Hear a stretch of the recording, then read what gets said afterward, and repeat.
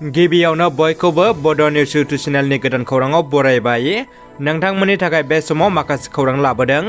भिडिअखौ जोबजासे नायलांनो दाबाव आरो चेनेलाव गोदानब्ला अन्नानै साबस्क्राइब खालामना बेल आइकनआ अलाव होनानै ला आरो भिडिअखौ लाइक कमेन्ट शेयार खालामनो गुरै खावलायबाय।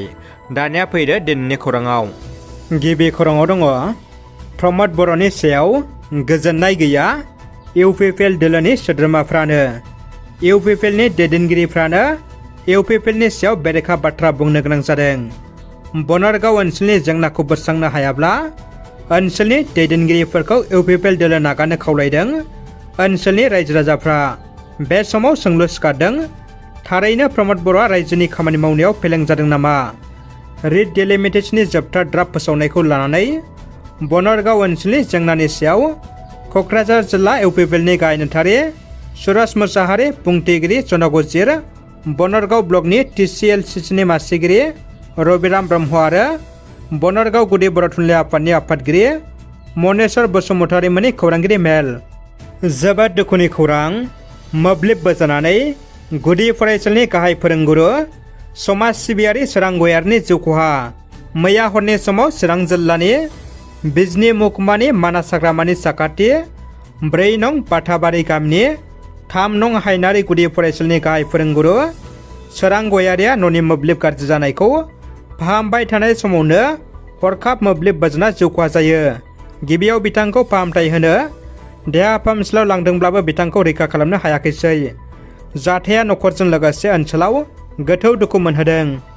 जोबोद गोजोनथाव खौरां, बर' सावथुन नायनो मोजां मोनग्रा रायजो राजाफोरनि थाखाय देग्लाय लानानै फैबाय चिरांनि साल्थे फिल्म प्रडाक्शननि बेंखनाव अख्रां गंसे नांगौ आबुं बर' सावथुनखौ। बे बर' सावथुनाव फाव खालामदों बर'नि मुंदांखा महरगिरि फुजा मुसाहारि, बिबेक गयारि, दिनेश रामसिंहारि, दांखो लोदो मिजिं जुमब्रा आरो गोबां फावगिरिफ्रा फाव खालामदों।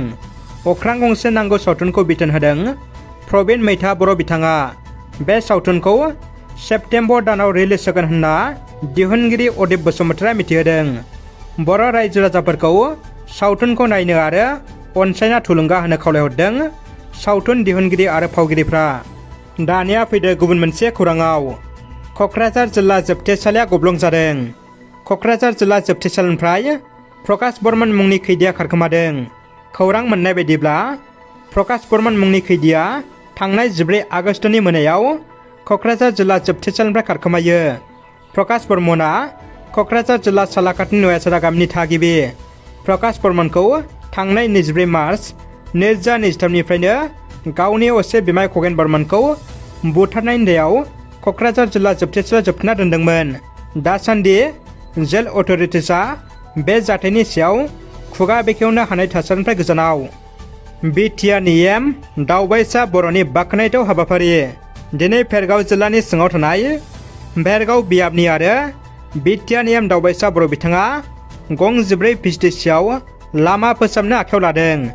गावनि बेथननि रांजोंनो गामि लामा फोसाबनो दिनैनिफ्राय आखायाव लाबाय। दिनै अदालगुरि जिल्लानि सिङाव थानाय ननाय दैमानि गितिबारनि क्वारिनिफ्राय अन्थाइ बाला जावना रोगानो बेखेवबाय। बे हाबाफारिखौ बेखेवना होयो बिटिआरनि एम दावबायसा बर' बिथाङा। गासै गं 40 ट्रेक्टर लाना अन्थाइ बाला रोगानायाव मुखुबसै बिथां दावबायसा बर'आ। हाबाफारियाव भेरगाव ब्लकनि गासै भिसिडिसनि मासिगिरि इउपिपिएलनि मावथि बिथांमोना बाहागो लायो। गासै गं 4 भिसिडिसनि गाज्रि जाना थानाय लामाफोराव अन्थाइ बाला गारना फोसाबना होनायखौ बाख्नायदों ओनसोलनि रायजो राजाफ्रा। आसामनि मन्थ्रि उरखावगोरा ब्रह्मआ चिफ मिनिस्टार रिलिफ फान्डनि गेजेरजों चेक राननानै होदों। बाक्सा जिल्लानि चापागुरि बियाबाव आसामनि मन्थ्रि उरखावगोरा ब्रह्मआ चिफ मिनिस्टार रिलिफ फान्डनि गेजेरजों सा 166 मुलाम्फायारिफोरनो चेक राननानै होदों। दिनै चापागुरि बियाबनि सिङाव थानाय गोब्राब बेरामि, गोरिब फरायसा, गोरिब न'खरनि मुलाम्फायारिफोरनो चेकखौ राननानै होदों आसामनि मन्थ्रि उरखावगोरा ब्रह्म बिथाङा। दानिया फैदो जोबथा खौराङाव। बिटिआर सरकारा रन्जना सनियानो नोगोद 10 लाख रांनि चेक गथायदों। बाक्सानि तामुलपुराव खुंफुंजानाय फर एसियान ख'ख' चेम्पियनशिपआव गल्ड मेडेलिस्ट देरहासार जानो हानाय मिस रन्जना सनियानो बिटिसि सरकारा 10 लाख रांनि चेक होबाय। बिटिआरनि गाहाय मावफुं सोद्रोमा प्रमद बर'आ मैया क'क्राझार बड'फा कालचार कमप्लेक्सआव गेलेगिरिनो चेकखौ गथायो।